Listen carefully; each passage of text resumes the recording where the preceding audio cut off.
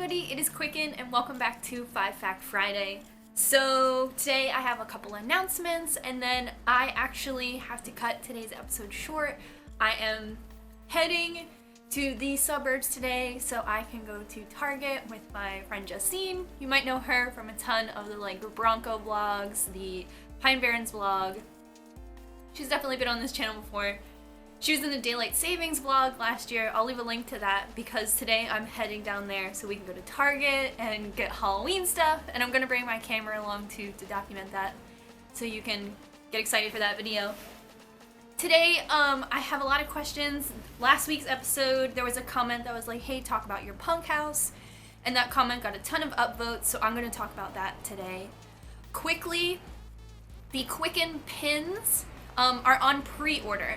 I made a big Instagram post all about what pre-order means to you guys and the benefits of ordering with the pre-order. So that is live and it will be live for 7 days. So you have 7 days to get your ducks in a row, is that the expression? 7 days to think about that and decide if you want to get involved with the pre-order. Depending on the pre-order numbers, I might also order some extra pins, so there'll always be a little bit of stock of them because I can't account for people who come onto the channel next week. What if they're like, hey, didn't know about your channel, now I like it next week. So there will be a little bit of extra pins ordered just in case, but definitely check out the pre-order, reserve your pin, and those will be out in 4 to 6 weeks. So you have 7 days to do the pre-order. I'll leave the link down below for the Quicken pins. But yeah, okay, so to start today's episode. So, I swear, my life sounds like a story I'm always reporting on. But I bring everything to you with my heart and full truth so you can live a life like mine. I don't know. So, with this story, I'm going to answer a couple little questions, so you might hear your question answered along the way. It might just not be in super black and white. Like, people have asked me, how did you move out on your own? How did you move out of your parents' house? How did you move to a city? And I always wanted to make a video about how I moved out with no money. So I guess this is that video. So, depending on how long you've been following me, you may have been following me on Tumblr through the entire height of me living in this house, or you just subscribed 2 days ago. But a couple years ago, I was super down on my luck. I had basically no income at all, and I was commuting every single day to the city to go to community college. And with that, I was taking the bus. It was a 2-hour drive each way, but the bus was only $2. That's what I could afford to take. I couldn't afford to take the train, and I could barely afford anything. So I was on Craigslist a lot. I was on Craigslist a whole lot. And I was also on my own Tumblr, hashtagging Philadelphia, does anyone need a roommate? Does anyone have any roommate suggestions, any sort of, I don't know, hot tips on living in the city. And after trying for a really long time, I found someone who was looking for a roommate, in their room, a roommate. And I went for it. It was this big house in West Philly, and I remember talking about it, and a lot of people, I think there's a stereotype of West Philly that's dangerous, and a lot of people are like, don't do it, don't move there, see you never, you're dead. And it didn't really matter to me. It was just the next chapter of my life. So I met up with the one girl who posted the listing, and she happened to have the master bedroom in the house and was looking for someone to share the master bedroom with her in this big house. The house had, I don't know about legally, I don't know about zoning, but in the house there were 5 different areas to live in, 5 bedrooms. Probably if a normal family lived there, it would be 2 bedrooms, but we really set it up to be like 5 bedrooms, 2 like common living spaces, pretty big kitchen, 1 bathroom, and then in the basement, someone had started to build a bathroom, but it wasn't finished. So there was a working toilet and sink, and then big area where a tub maybe would have been. And then it was drywalled up. It was its own little room. 1.5 bathrooms, maybe. I don't know if whoever bought that house later tore that thing out, because my roommate had set it up to work on I think it's called groundwater. Anyway. So I met up with her, and, you know, we had coffee. We really hit it off. I was so nervous to, like, meet someone off Craigslist. But in, like, my listing, so eventually I posted, I'm looking for a roommate. And in my I'm looking for a roommate, I said that I was vegan. I said that I was, like, going to school. I said what I could about myself. And we met up. We happened to have the same birthday. We were only a year apart. She was an English major in school and had graduated. And I was communications major, and English major, communication major. They have a lot of, you know, similar things in that. And we really hit it off. So in the house, when I first moved in, there was a couple sharing the back bedroom. So it's 2 people. Then there were 2 middle bedrooms, 2 more people. And then her and I shared the front master bedroom, 2 more people. So 6 people lived there. And at first, like, I had nothing. I slept on, like, a big pile of blankets on the floor. I didn't have a bed. I didn't have anything. I moved into that house. I can't tell you. My rent was probably like $150 a month. I was really, really good at this point in my life with, like, being really savvy with being able to feed myself, like buying a bag of rice at the beginning of the month. Like, every single thing I did was survival mode in, like, a modern sense. Like, I wasn't, like, I guess I was. I guess I found myself shelter. I found a way to eat. And a lot of things throughout time, you know, I accumulated. Someone eventually gave me a bed. That was really cool. I had some of my clothes just from, like, life. Depending on how much you know me, I was kicked out of my parents' house when I was 18. So I was about 21 when I moved into the punk house, and at that point I'd been living on my own and accumulating my own things. Not a ton of stuff, you know, not suitcases worth of stuff. I probably had, like, 2 of those, like, really cheap plastic drawers. You get them at, like, Target, full of stuff, and then, like, that's really it. My roommate really helped me, like, find things on Craigslist for furniture, and we also lived on the cusp of University City. If you guys don't know anything about Philadelphia, why would you? University City is a place right on the other side of the river from main center city Philadelphia. You cross the river, and there are a bunch of schools near each other. 2, like, an Ivy League school, 2 universities, like beauty school. My beauty school is there.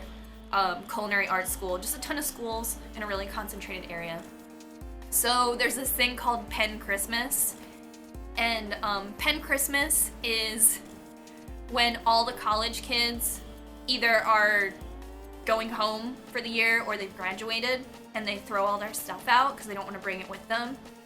And we were such scavengers during Penn Christmas. We found everything. Brand new comforters still in the bag, like pots and pans, all sorts of cleaning products, high-end cleaning products, tons of books. We found our toaster oven there, just like a ton of things. Like, obviously we cleaned them all, and I guess there's, like, some assurance that they were just used in, like, a dorm or, like, a shared space or never used. We found a printer still in the box. So a lot of our stuff, a lot of our furnishings, a lot of my main furnishings were from Penn Christmas. I always would find jeans there, so I had a ton of denim from Penn Christmas.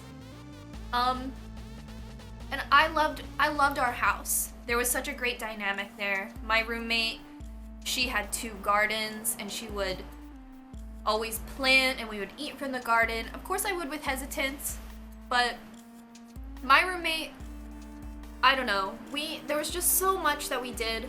We always had guests coming and going. My roommate was really good at like using the website couch surfing, so we always had couch surfers coming in and out. There was always like a ton of culture coming into our house. People were always lending stuff. We had these 2 couch surfers from like Sweden who came. They stayed with us for a week. They painted our entire kitchen. They made us dinner. They performed like juggling for us. We had this one couch surfer. She just had like a little indie band, and she played like a toy piano. She had a show at our house. That was so cool. We had some French women come, and they made an entire vegan dinner for us too. It was just so cool. We always had so many people coming. One girl from Portland was writing a book all about like vegan pit stops along her journey, her like road trip. And she featured us in her book, which was super cool. We would foster animals. We just like, everything was so cool. Everything was so scrappy.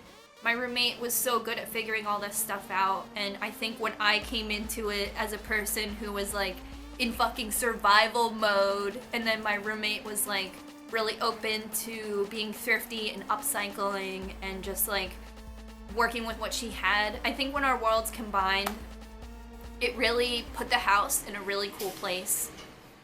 I mean, I lived there for a number of years, so we always had different roommates coming in, and her and I lived there the longest. We had one roommate who, we had a ton of roommates, people who came from like all different places in their life. Our one roommate had graduated from Harvard, and one of the universities was sponsoring him to go to the school. And he was just honestly so cool. He was like a minimalist. He had like 4 books in his room, and like that was it. He was super cool, but like also like down low, like a little scoundrel. Like one time he came home with a waffle iron, and he was like, "Who wants waffles?" And when we were making it, it had the Harvard emblem stamped in it. We were like, "Did you steal that from Harvard?" He was super cool. I miss him. We had another roommate who was like getting his doctorate, like his master's degree, something like that. He was super cool. I loved him. He always like would bring home just like a lamp and be like, "I found this." He was so cool. And it was really cool to be in a place where like everyone was vegan, everybody was in different walks of their life, and they were all just like coming through our house because they either didn't believe in paying a lot of money to live somewhere, or they didn't have a budget for like a home, and we could welcome our home to anybody. We would always find like yard sale paint. Every single room in our house was a different color, and it wasn't like, obviously our house wasn't going to be featured on like HGTV, but it was always clean. Everything was always really nice and organized, unless I was like working on an art project, but even then it was super cool. Towards the end, we rented out our basement to 2 computer hackers. They were really awesome. I love them too, and they turned the basement into their own like really cool space. Before then, our basement was a recording studio, and then before that, our basement was an art studio for me. And then when we offered them a place, we were like, the whole basement could be yours. It has a bathroom, kind of. They were really cool. They were on an opposite schedule from us, so it really felt like, you know, probably from midnight to 6 a.m. they had the whole house to themselves, and then from like 6 a.m. on, we had the house to ourselves. It was a really great place. My one roommate and I, we both were lifeguards, and we spent a ton of time together. And I don't know, I definitely attribute like who I am to living in that house. I think I didn't change my sense of self, but I think living there really validated all the feelings and stuff I had. Like, my roommate was a writer, and I was a writer. And our writing styles came from two different places, which was always cool to, like, read each other's work and have a place where, like, you could be creative and no one would ostracize you. Like, I just think my high school wasn't a place to be different, and I think, like, when I moved to Texas, it wasn't really a great place for me to be different. And then I moved into this house, and when she told me she was a writer, I was like, I write too. Are we talking about it? My roommate, my two roommates, they would always play music together, and not really like in a band. They would just figure out songs and then play them.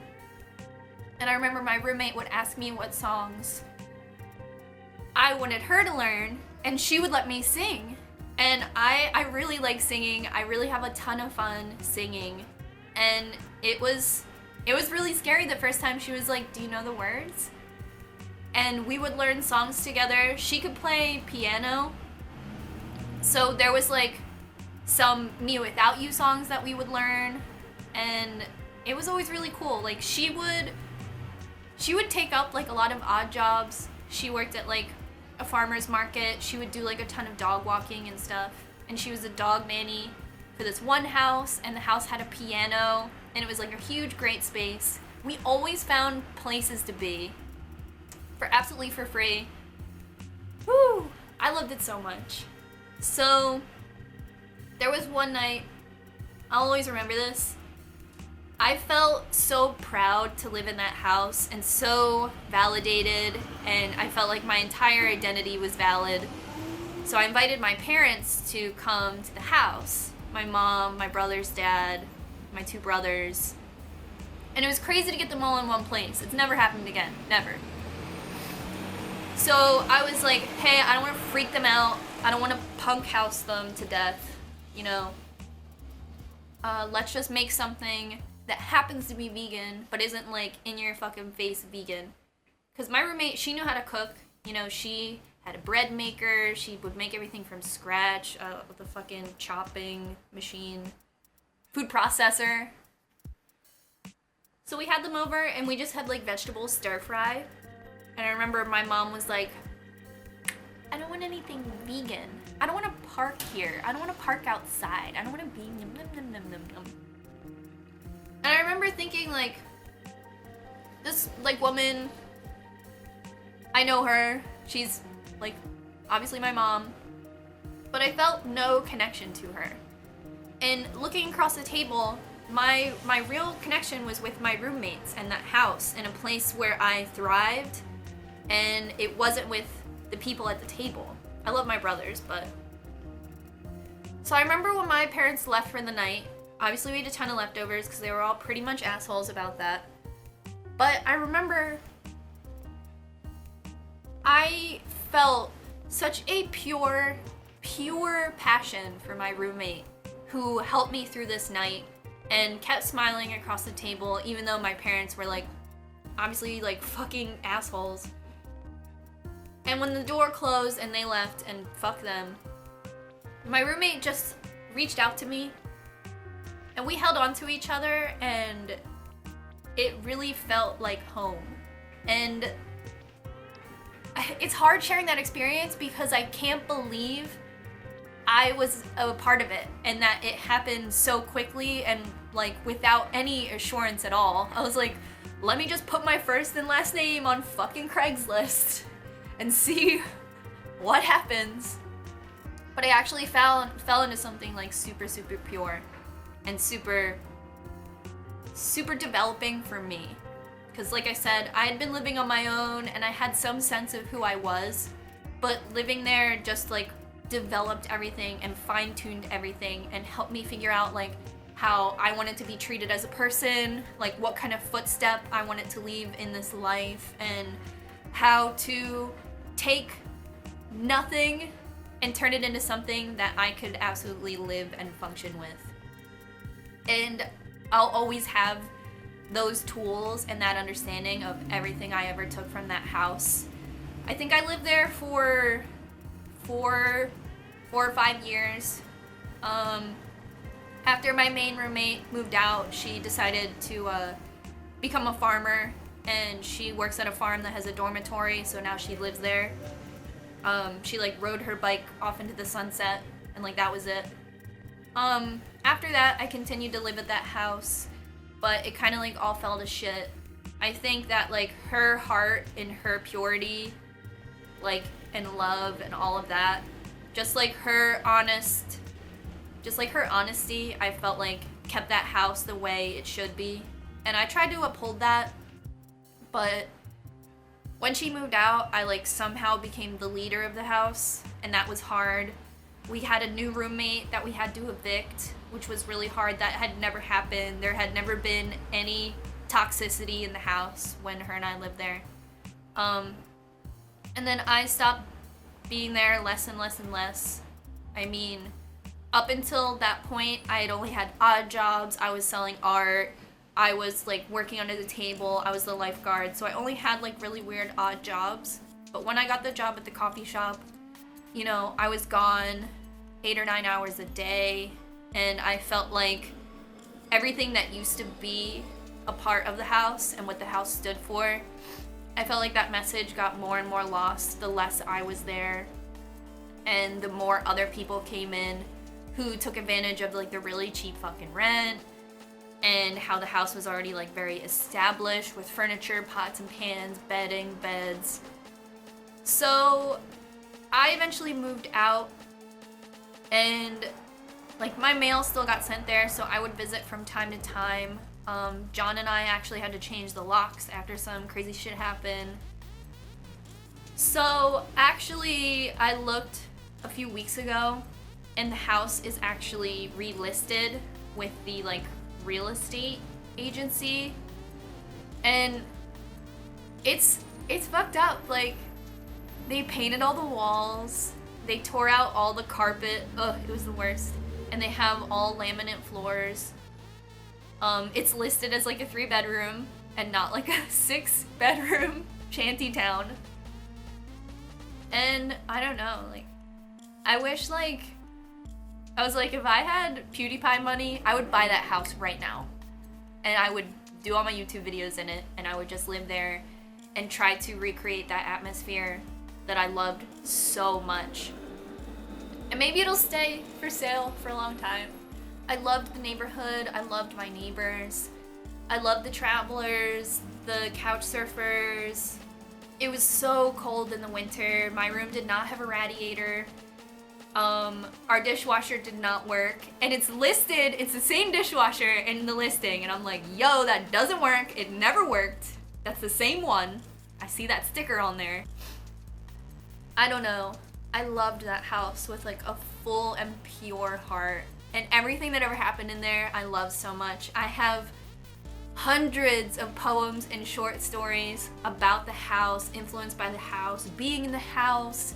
I have, one of my favorite things I've ever written was just about how cold my bedroom would get. And I started off in a pile of blankets, I got a mattress on the floor, and then I got a bed frame. And I don't know, I love that house. I ate so much oatmeal there, because for the longest time I could only buy oats. And now, like, I don't know, now I own a camera. It's crazy. It's crazy. I love that house so much. But if you guys have any more questions about it, anything at all, I feel like I've lived 1,000 lives, and I always want to just like let you guys know that no matter where you are in your journey, even if it just is beginning or you're 10 years into it, there's always room for development and understanding yourself. And if I can tell you any part of my life and give it to you, I will. This is 5 Fact Friday. Always submit your questions in the comments down below. I try to read them, like this week. You can always hit me up on Twitter. I have a ton more of like vlogoween style stuff happening. And I'm also going to be creating a video called Vegan Questions Nobody Wants to Ask, or Vegan Questions Nobody Wants to Answer, something like that. Hard vegan questions. So if you have a hard vegan question, leave it down below. You don't have to be vegan. I'll answer all of them. I promise. Even the hard ones. Like, have you ever eaten meat? I saw that one. I love you guys. And until next week, Bye. Hey everybody, it is Quicken And John. And John is here. I hope it is enough light for you guys to see us. We are